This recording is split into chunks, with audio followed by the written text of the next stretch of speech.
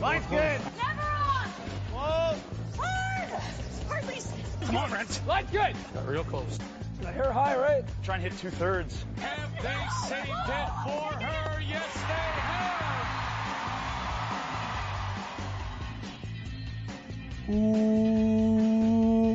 Welcome to Game of Stones, everybody. I am Sean Graham. Scott, socially distancing as always. Hello, Scott.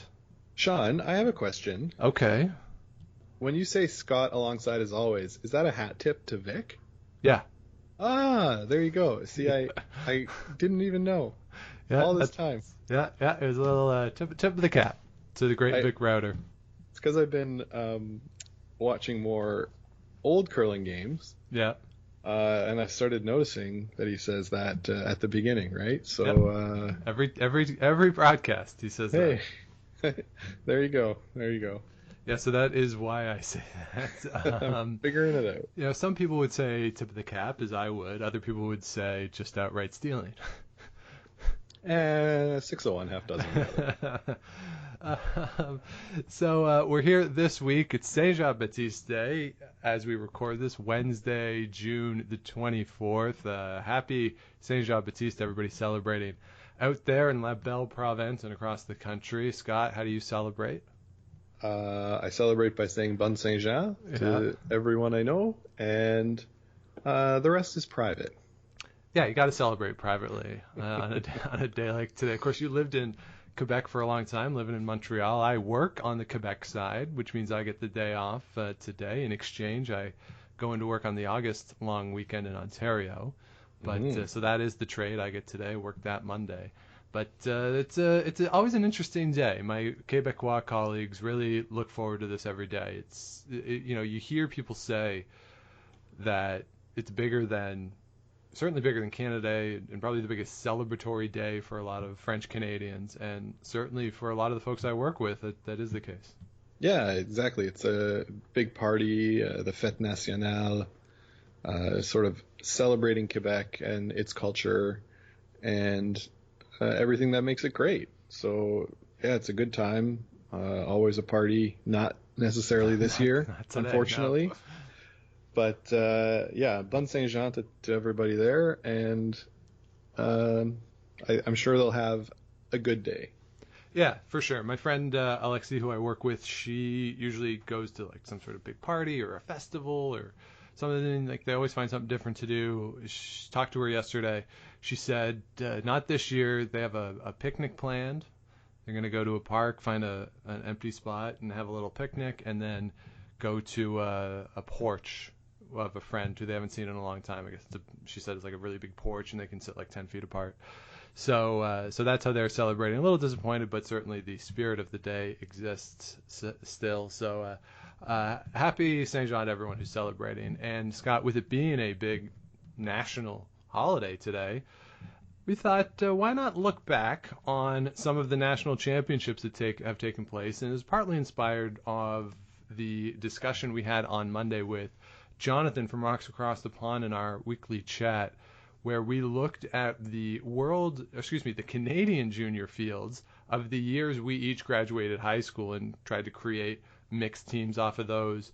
And you went back and looked at the Canadian junior fields from a wider period just to determine who had the greatest fields, or which year had the greatest fields, correct? Yeah, so we talked about on Monday the field from 1992, 2001, and 2003.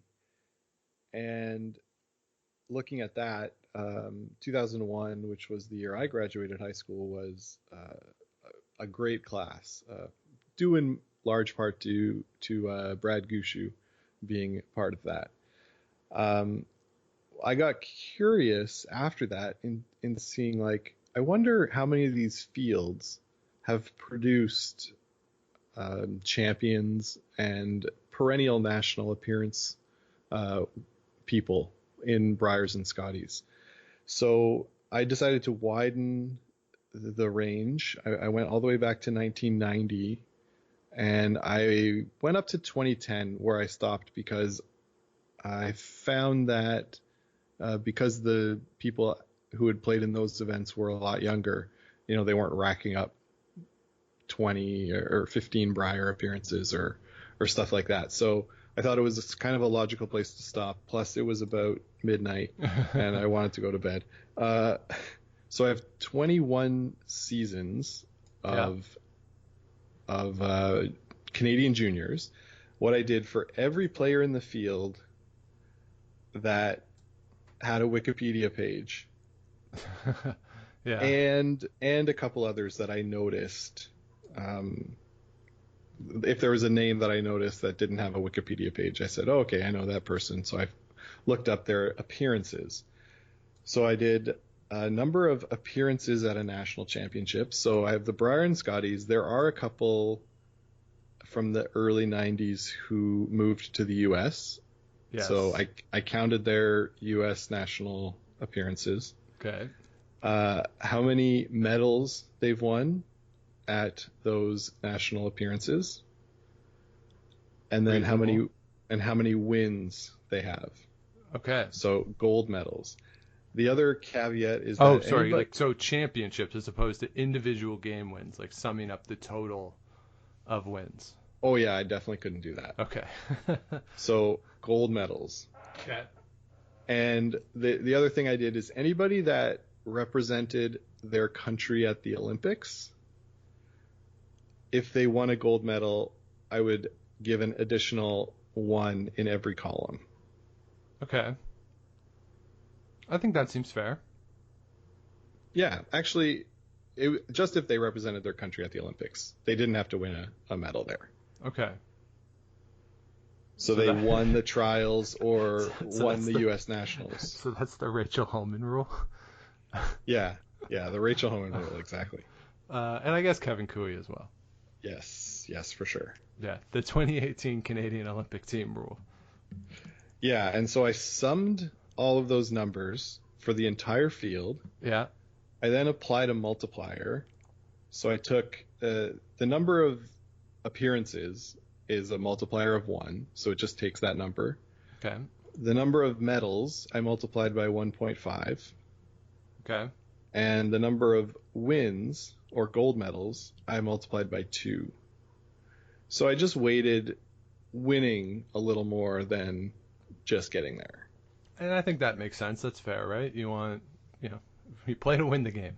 You play to win the game. So I did that for all 21 of those seasons, and I've sorted them from best or most points, I guess, to least. Right. We're going to play a guessing game, Sean, where you guess. Yes. And if you get one in the top 5, you get a point. Right. You're going to get 5 guesses. Yeah, so whereas you've gone through and done the math to determine the best field, I've done the eye test. So I've gone through each field between 1990 and 2010 as well. But I have just looked through the fields and based off of the names that I'm seeing, tried to determine which fields were the best. So it's a little different for me because I don't have the numerical evidence to support me. But that's why I think this is a useful activity, because so often we can talk about what things seem like, oh, it seems like they're not doing. We talk about this with Brad Jacobs frequently, right? It seems like they're not doing well, but then when you look at the results, the actual results, they've had a pretty good 5 years. And I'm curious to know what the difference is between just the sense that you have of teams versus the reality of it. So I'm very interested and excited to talk about this. So yeah, so I've picked out 5 fields and I'm ready to go. All right, and just for fun at the end, you can try to guess the lowest ranked field. Oh, okay. Yeah, there was a few that okay. Pretty easy to skip by. So, okay, so I will go in the chronological order that I have them, just to see what's right. So first for me, Scott, the earliest one that I picked out as a strong field is 1995. This field included Jamie Cooey out of the Northwest Territories, Yukon, Jim Grattan representing New Brunswick, which is strange because it feels like Jim Grattan has been old forever. He just stays the same age. He hasn't changed. Yeah, if you look at a picture from the 1995 juniors, he looks the exact same. Pat Simmons is in this field. Brad Gushu plays second in this field. Jim Cotter is here as well out of British Columbia. I think, though, where the strength of this field is on the women's side. You have Kelly Scott playing out of Manitoba at the time. Carrie Cooey's in this field. Shauna Barber. Jennifer Jones, Jill Officer playing together. Kirsten Harmark, who we know because our parents curled with her parents, but she was the fifth for Jennifer Jones for a long time. Went to the Olympics, so I don't know if that counts for her. If you counted that for her, Mary France LaRouche is in this field. Heather Strong as well. Lori Olson John. So I think the women's field is a little stronger here than the men's overall. But I think that since you have a 6-time women's champion in Jennifer Jones, you have a 2-time champion in Kelly Scott. You have an Olympic champion in Kirsten Harmark. Mary Franz LaRouche has gone deep and won medals at Scotties. So I think, and Heather Strong's just been there a bunch. So that's why I was going with 1995. Is that on the list? Ding! Yes, Yeah. 1995 is on the list. It's number 5. And it's something I should have mentioned at the beginning. So this year was a bit weird because Curling Canada changed the rules about who would go to the World Juniors this year for the women's side. I believe they had done it for the men's side already. And so what happened was it used to be that the team that won the year before would go to the next year's Worlds, sort of the rule that we have starting up now for the juniors. So Jennifer Jones was supposed to go to the 1995 Worlds, but they changed the rule and played the juniors before the Worlds. So she didn't get the automatic berth. So what Curling Canada did was they let her team come back as Team Canada with a bye directly into the semifinals. Yeah, which is insane. So because her team didn't really play in the event, I didn't count any of their medals or wins. Why? That doesn't seem fair. She lost to Kelly Scott in the semifinal. Yeah, she played one game. Yep. So because of that, I didn't count her. Even still a 5th place for this event overall. Okay.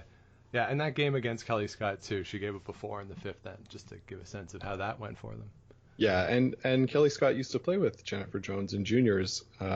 That's maybe a hint for another of these. Okay. Well, that's the earliest one I have, though. I will say. That is the earliest one that I picked. So 1995 is correct. That's good.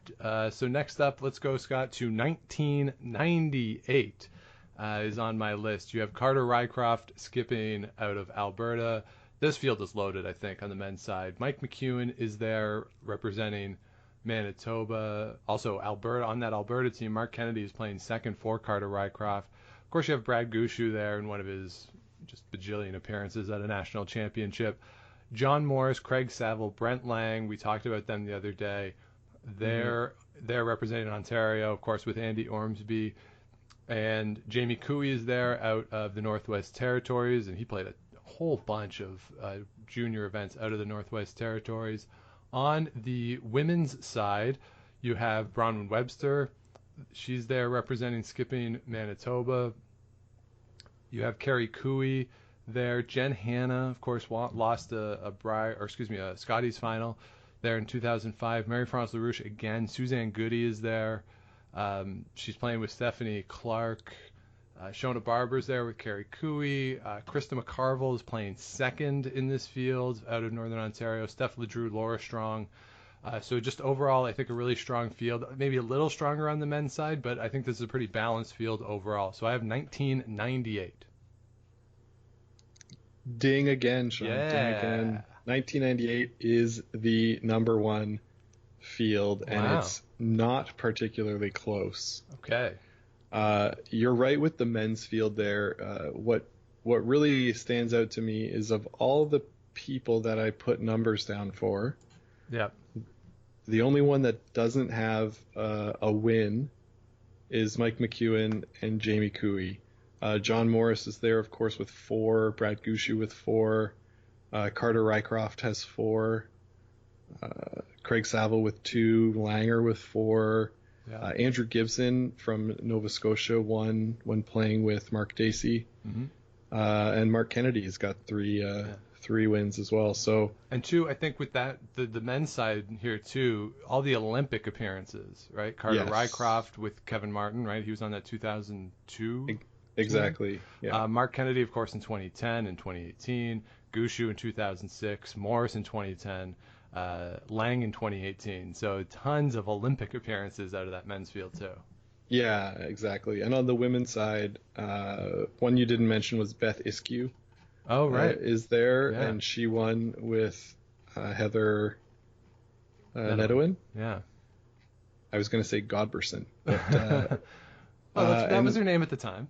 yeah, Not exactly. at the time they won the Scotties together, but in juniors. And Steph LeDrew, of course, has those 2 gold medals from her time with Rachel Homan's team. So Yes.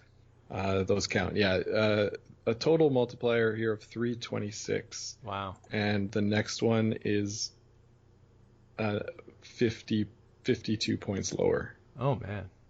So it's 1998, number 1 with a bullet. Okay. Which is a bit surprising because you don't have the Jennifer Jones in there. So No, but you have the Gushu. I think the Yeah. Gushu, if you're talking about medals and appearances at Briars, probably a little more of a multiplier than Jones would be, perhaps, even though he's won half as many. Yeah, and having the Morris team with Saville and Lang, Yeah. with apologies to Andy Ormsby, but Right. yeah, Yeah. pretty strong there. Yeah, and then all the Olympics too, as we said. So so 1998, not surprised there. So next up, Scott, I have 2001. We talked about this one on Monday. This is the year you graduated high school. On the women's side, Krista McCarville is there. Shelley Nichols, Steph LeDrew are there out of Newfoundland. Sylvie Robichaux, who I felt bad based on the conversation on Monday. But she's been to a bunch of stuff, including Canadian Mixed Championships, and done well there. I know that's not included in the math here, but if you look at outside of just the women's game, she's had a good career. Ali Flaxey is in this field. Suzanne Goody again. Megan Balsden is playing 3rd for Ontario, and of course Stephanie Lawton, Marliese Kasner. Of course, they were Millers at the time. They're sisters. They're in this field. So on the women's side, I think you have a pretty good field. Over on the men's side, Mike McEwen, Danny Neufeld, and Nolan Thiessen all playing together out of Manitoba. Mark Kennedy's there now playing 3rd out of Alberta.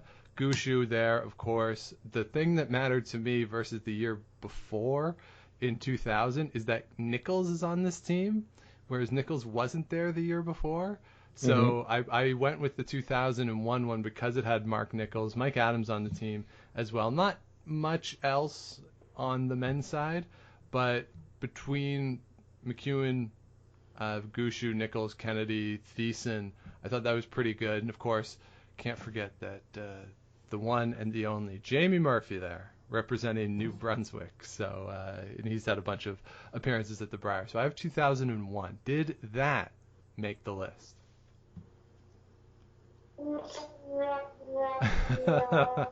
Oh no. Oh, I'm sorry, Sean. 2001, a year close to my heart, as you would say, did not make the top 5. It was number 7 overall. Okay. Of these years. Number 7. I think what hurt 2001 was the lack of wins, especially on the women's side. Right. We only had the 2 wins, and that was Steph LeDrew's 2 wins. So yeah. Didn't quite sneak into there. So you're 2 for 3. Yeah, I would have thought that Krista McCarville. How many medals? Krista McCarville has a bunch of medals, though. I only have 2. Oh, okay. That's because not great. She's made the playoffs, but this year, for example, was 4th. Right. Yeah. Okay. Totally fair. All right, I'll pick myself up. I'll dust myself off, and let's go to another year. And oh, this isn't the year I wanted. Okay, I'm gonna skip over this. I just kept this one up. I don't think I wanna pick it. But Scott, did you know because this was a stunner to me. Yeah, I definitely don't want this one. But in 2004, that John Epping and Brett Gallant skipped in the same Canadian Junior. Pretty crazy, right? Yeah, like that's insane to me. I feel realized like Brett Gallant was 13 at the time, but come on. Yeah. Yeah, that's it's really interesting. Some of the people that are on here for a long time. Yeah. Because I remember I was like copying and pasting a lot of the numbers, because I was like, oh, this guy again, paste, right? Like I did it chronologically from oldest to newest too. So yeah, it was it was a lot of Control V, I'll say. Yeah. And just, a lot of names. Good on you not picking it. It is 1, 2, 3, 4, 5 from the bottom. Yeah, it's not a great overall field, but I just thought that was crazy. Yeah, So, I think it's buoyed a bit by Ryan Sherrard, who has Right. 3 appearances at Worlds for Germany. Yeah. So I do give him credit for those. Yeah, that definitely helps. So I will go skip ahead then, Scott. I'm going to go all the way to 2010, the last year of our block of years here. I think you have a nice field here. You have Nadine Scotland skipping Alberta, Brianne Meakin there representing Alberta. Brianne Mayer is on that team. Daleen Puerchuk representing British Columbia. Kendra Lilly representing Northern Ontario, though perhaps it's not as great as I would have thought, given the Kristen McCarroll discussion we just had. Jennifer Gates also on that team. But of course, this is a year where you do have Rachel Homan, Emma Miskew, and Lynn Kreviazik representing Ontario, sort of the initial core of that team before Lisa Wiagu comes on. The first run that Homan team had in championships. And I either forgot this or didn't know this, but Laura Crocker was the second on that team. Which Yeah, you didn't see the picture at our club? I don't usually look at the pictures, I have to say. You also have Sarah Colton in that field. She's been to a bunch of Scotties with Carrie Galusha as well. So a really good field there. I think maybe a little better on the men's side. You have Brandon Botcher, Brad Thiessen. Thiessen playing third at the time. Connor Negevin is there. Josh Barry, who is maybe a better Twitter follower than someone who's useful in this particular exercise as in terms of multipliers. But he's there. You also have, out of Prince Edward Island, Brett Gallant. He's there skipping. Adam Casey at second. Anson Carmody. And then Braden Muscowie as well. He's representing Saskatchewan in this field. Thomas Scoffin, he has a couple Briars now. But the Brett Gallant edition, plus the medals that Brendan Botcher has won, that's what I'm sort of leaning into here for 2010, Scott.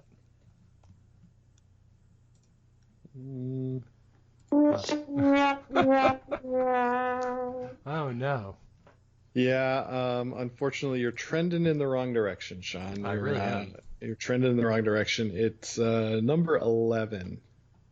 Wow. On the list. All those names that you mentioned, this is where the metrics that I've chosen really hurt it, because there's a lot of great curlers. You're right, but a few not been to many Scotties or Briars. For example, Laura Crocker, great curler, only been to one. Right. Lynn Kreviazik, of course, not to be mistaken for her sister Allison. Oh, that's right. Yeah, only been to one Hearts when she played with Ali Flaxey. That's right. In 2014, and not to be mistaken for her sister, but I did mistake her for her sister. Okay, I was trying to not call you out so much. So, and on this one, there was a few people that I had to add in, like Sarah Colton and Chelsea Duncan. Been to 6 and 5 respectively. I counted even the ones where they didn't make the full field, playing for Yukon. Jesse Sanderson has won from British Columbia as well. So I did try to add as many as I could that I saw weren't represented. David Aho from Northwest Territories, of course. So yeah, the thing that really hurts it, very few wins overall. Right. It's basically Rachel Holm and Emma Miskew have 4 each. And the only other one on the women's side was Brienne Mayer when she won this year. Right. Right. So, yeah, being so new, it's hurt, right, by the lack of time to accumulate appearances. Right. Okay. Yeah, I think that's fair. Yeah, you just don't have the same time as some of the other fields, the earlier fields, certainly. Yeah, So, still a pretty good field. And Josh Yeah. Berry, 3 Briars. So he says, thanks very much. Take a seat. yeah, obviously. Yeah. Bad job by me on that. Yes, but he's out in BC now, working on a team there. So Yes. So, okay. So let's go back then in time and try to figure out where way I back. went wrong in this. You gave a bit of a clue as to the fact that you had Jennifer Jones playing with Kelly Scott. So I'm going to go then with 1991, Scott. Here you go. You have Jennifer Jones playing third for Jill Staub. That's kind of hard to believe. Jennifer Jones not skipping. Kelly Scott, the lead on that team. Even crazier. You also have over in British Columbia, Gina Schrader playing lead for Alison McInnes in that field. Heather Smith-Dacey is skipping New Brunswick. Brendan Nichols out in Quebec. She made multiple Scotties in her career. Not much to do on the men's side other than Jim Grattan, which is why I initially didn't have it. But 1991, Scott? Well, the men's side really lets the team down on this one. Yeah. In total on the men's side, I have 14 Brier appearances in total, 13 of those by James Grattan. Yeah. There might be others, but Pete Stetsky's here. I don't think he's been to the Brier. Yeah, Marco Berthelot was the other one from Quebec. Yeah. So yeah, not so much on the men's side. If this was a women's only choice, it would definitely be there. But as it is not, it's 14th. Right. Okay. So I will the last guess I'll make then is 1996. That field really good. Again, Gina Schrader is back. She is now playing skip for British Columbia. You have the aforementioned Heather Nedewin. Christy Moore is on that team as well. You have Heather Strong out of Newfoundland. Carrie Cooey again representing the Northwest Territories. Marie-France LaRouche is there out of Quebec. Out in Nova Scotia, you have Beth Iskew. Kind of fun that Heather Nedewin is skipping and Beth Iskew is playing third, just for different provinces. That's kind of a fun little thing there. Of course, they win together in 2012, I think it is. Over on the men's side, Ryan Fry is skipping Manitoba. You have Brad Gushu there, of course, Jamie Cooey, Jean-Michel Menard, national champion, Joel Jordison, part of the greatest curling shot ever, in that he was the victim of it. Rick Sawatsky is a few appearances. And, of course, Heath McCormick, who has had a bunch of appearances representing the United States on the world stage. So I'm going to go with my final guess as 1996 being on the list. 1996, Sean. You win a prize. You got number 4 on the list here in 1996. Of course, as you mentioned, Heath McCormick really brings up the men's side, getting a few more appearances there for the United States. And the win by Jean-Michel Menard really helps with that multiplier. We've got Carrie Cooey on the women's side, always good for 17 Scotties appearances. No big deal. So yes, overall, this one, 239.5 points. It's number 4 on the list. So you've identified numbers 1, 4, and 5. Yep. On my list. The next. Yeah. So what's I'll 2? give you, what did I miss for number 2? So number 2 is 1999. Okay. 1999, of course, Leading the way on the men's side is this is the John Morris versus Brad Gushu year. So John Morris winning, the Olympic gold and all that. He's got 12 Briers appearances. Mark Kennedy's in this as well. And then you got Saville and Lang, which really bring up the rest of the field. Mike McCarville is there from Northern Ontario with 1 Brier. Brad Gushu and Mark Nichols bring up the rest of the men's side. You've got a couple other guys here, Jeff Richard, Sean Grassie, never been to a Brier as far as I can tell, but strong player in the Manitoba curling circuit. Yep, for sure.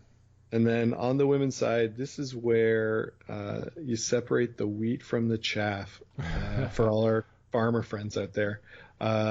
Stephanie Lawton, along with her sister Marliese, is here. Christy Jenian, who is now Christy McDonald in Manitoba. Been to 2 Scotties with Chelsea Carey, both of them, out of Manitoba. Marie-France LaRouche, Sylvie Robichard, Suzanne Goody, Meredith Doyle, no appearances, but Beth Iskew is back again on that same team. Yep. And Laura Strong brings up 8 appearances for her. So overall, lots of appearances. On the women's side, only 1 win, but 21 gold medals on the men's side. Really puts this one over the top. Following not too far behind, about 30 points behind, in third place is number 1997. 1997. Of course, in 97, we've got Scott Pfeiffer. Yeah. 7 Briers, 6 medals, and 5 wins. This number includes him being the 5th for Cooey at the Olympic trials. Boo. Yeah, I know. But so you got Scott Pfeiffer, Ryan Fry, Jamie Cooey, John Morris. In Quebec, Philippe Lemay is there with 2 appearances, and his third, Jean-Sébastien Roy. Yeah. As well. You've still got Saville on did you Morris's count Jamie? team. Did you count Jamie Korab as Yes. an Olympian?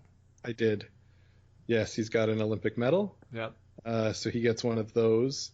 Also 9 Briers playing with Brad Gushu. And Andrew Gibson's there again too. Sneaky 5 Brier appearances with 3 medals and 1 win. It's pretty good. So pretty good there. Women's side, not as strong as last year's, I'd say. Heather Strong is there with her sister Laura, so that's 12 appearances added. Marie-France LaRouche is still there. Stephanie Lawton again. Christy Moore is there skipping. And I give her a 1 gold medal win for representing Canada in the 2010 Olympics as the 5th. Okay. So you got there Beth Iskew again, Marliese playing with Stephanie. So this one, again, is stronger on the men's side and really buoyed by Morris and Saville on there. So that's number 3.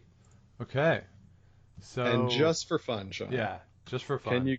Can you guess the lowest? I'm going to go with 1990 as the lowest. I don't see a winner here from any of them, just as I sort of scan through either the men's or the women's field. I don't see a national champion skip on any of these teams, but correct me if I'm wrong on that. But I'm going to go with 1990. Good job, Sean. You did identify the lowest ranked year based on the modified Scotty scoring system. You are not correct in that there is no champions. Who am I missing here? You're missing Eric Sylvain. Oh, of course, yeah. Long time second, I believe, for Jean-Michel Menard. Won. And Greg Romaniuk won a USA Nationals. So he gets a win there. I believe 1993 or 4, something around there. Everyone can correct me if I'm wrong. And Atina Ford, who is now Atina Johnson, Yeah. was the 5th for the Sandra Schmirler team Okay. in 1997 and at the Olympics. So she gets 2 gold medals for that. Okay. But you can be forgiven for not knowing it. Right, or not thinking of it, because there's the Sandra Schmirler. That's your core 4 right there, buddy. Yeah, exactly. So Shelley Bradley's in this field, Heather Smith, and Trisha McGregor, who was Trisha Affleck for a while out of PEI. Yeah. Yeah, and Renee Sonnenberg too. Oh yeah, but she's more of a coach. Yeah, Right, in terms 4 of her Scotties success. appearances and 1 top 3 finish. Yeah, which I believe was as a as a 5th / coach, the top 3. You might be right. Was it Montreal 2014? Let me check real quick. Yes, Montreal 2014 is the silver medal. Yeah, and she was not playing that year. Right. Yeah. Right. So, but anyway, and she I don't know, give her the Olympic appearance too. Why not? Because she was there in 2018. All right. Still the lowest. Actually, that might put them over the top with 1992 coming next. Don't do that. All right, so let's just run through it again. So, what were the top 5 again, Scotty? Top 5 from 1 to 5. You have 1998, 1999, 1997, 1996, and 1995. It was a 5-year stretch, Sean. Wow. That's crazy. 5-year stretch. It was the golden age of junior Canadian curling. Right. Now, we might, if anyone were to try this exercise another 10 years, given how good that 2010 field was, it could surpass any of those fields and hop into the top 5 using this math. Yeah, I agree. I think there's another field where Matt Dunstone is there and the kids from Manitoba. I guess he was from Manitoba. Anyway, there's a couple of good fields that are coming, right? That are not included in this study. So we'll keep our eye on things, and maybe in 10 years on the podcast we'll do a redux. Yeah, we can look back at the Tyler Tardy JT Ryan final the same way we look back at a Jennifer Jones Kelly Scott game. Yeah, or a Brad Gushu John Morris. Yeah. Yeah. So there you have it. So Scott's top 5, or not Scott's top 5, the math's top 5, using Scott's invented formula for determining the best Canadian junior field of all time. A lot of these games, too, if you're curious, are available on YouTube. You can just go in and search the year. Certainly most of the finals are up there if you want to go watch them. Yeah, and it's interesting because unlike in the men's and women's events, in the juniors you do see the smaller provinces win. Like Breck Delant won out of PEI, Suzanne Goody out of PEI. We've had Quebec teams win, Saskatchewan. So it's fun to watch. For sure. And Kevin Cooey lost the final out of the Northwest Territories, playing with his brother Jamie at 3rd. Would have been the only championship for a team from the North ever in Canadian curling history. And they lost in an extra end. Gave up 2 in the 10th, and then the other team stole in the 11th. But, a game like that would be super fun to watch. Yeah. If I can find that, we'll tweet out the link. For sure. So there you have it. Top 5 junior fields of the, call it, last 30 years. Even though the last 10 years we didn't include in this, but they wouldn't have added up based off of the formula we use. So there you have it.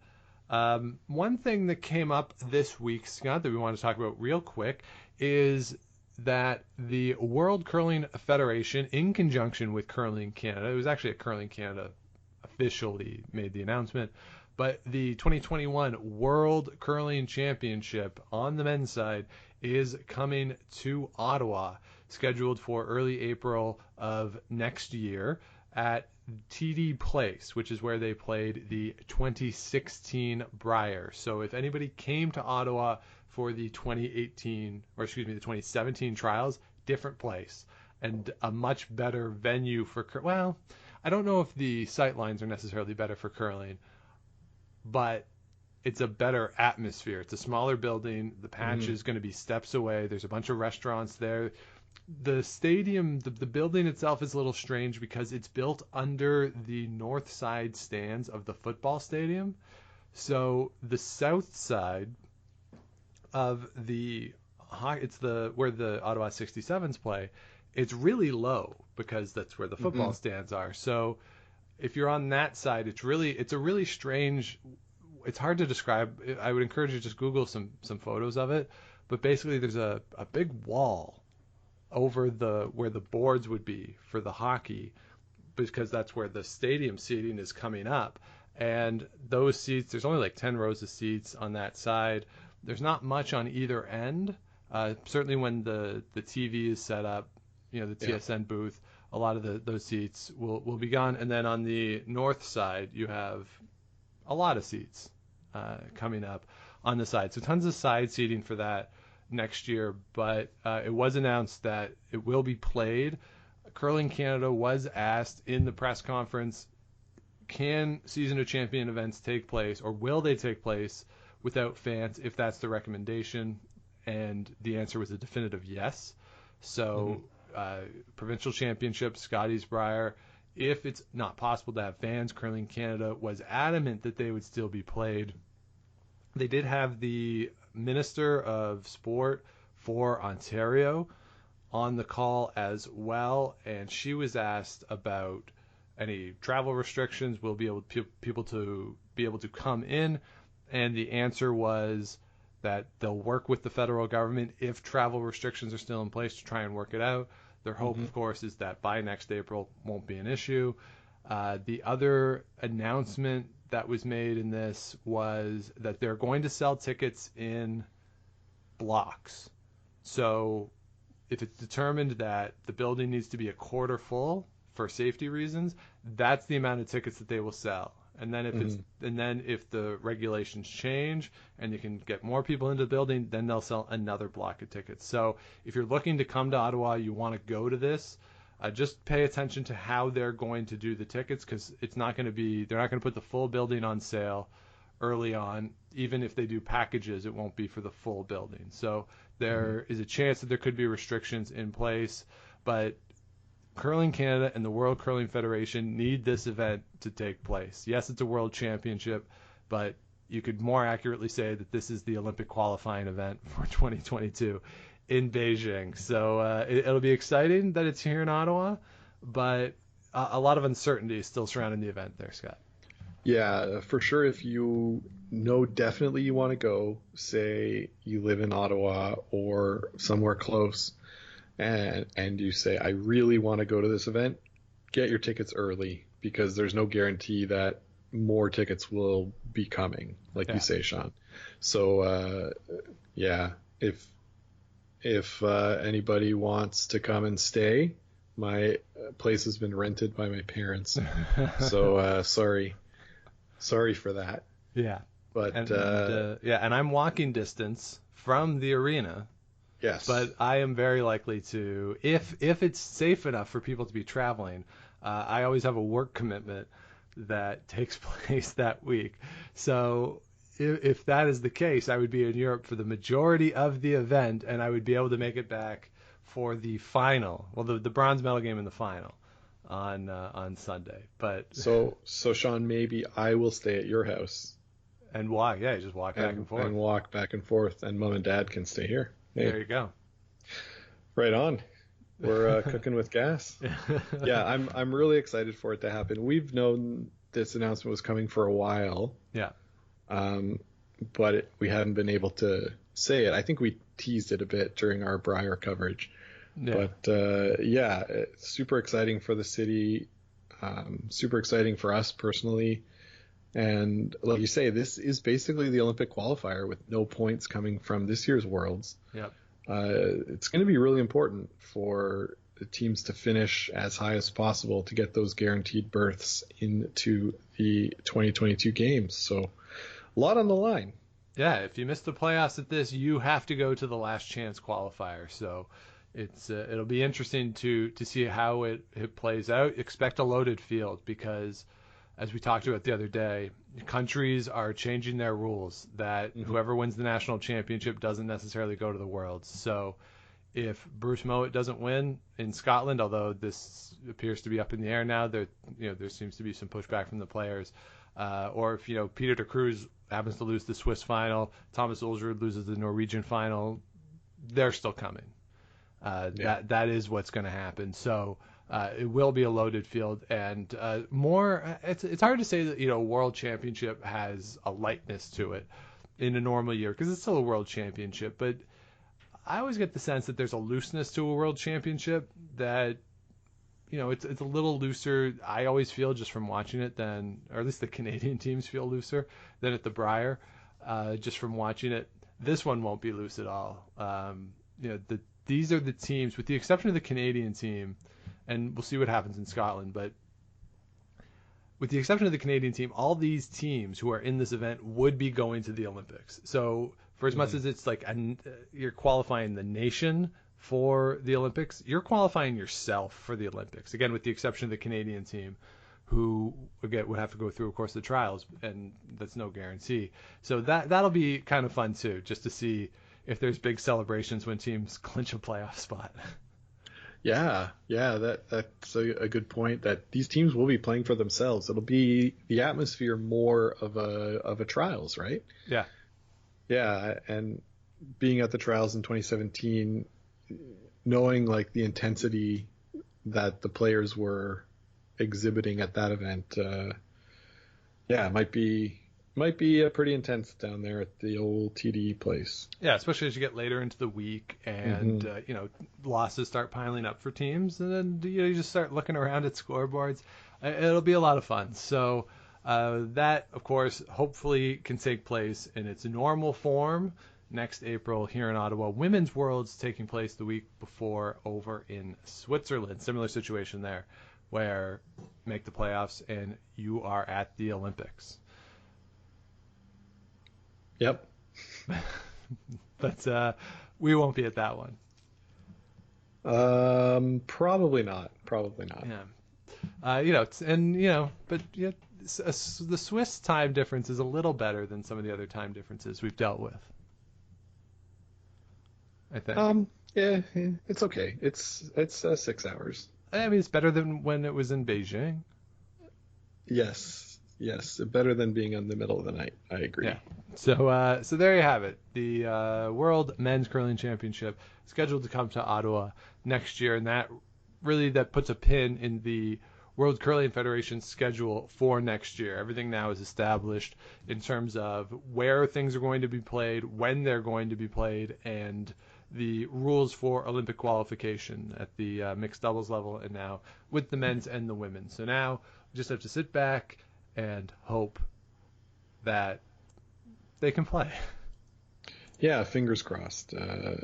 We're all sort of up in the air with everything, so we're hoping for the best and maybe expecting the worst, but try and stay positive. Yeah, just in a holding pattern here. So so stay positive, and we'll see what comes of the news as Curling Canada is or has committed to releasing a return to play type document for curling clubs by the end of the month. So we look forward to going through that once that comes out. Maybe we'll talk about that next week if it gets released, but if not, we'll talk about something else.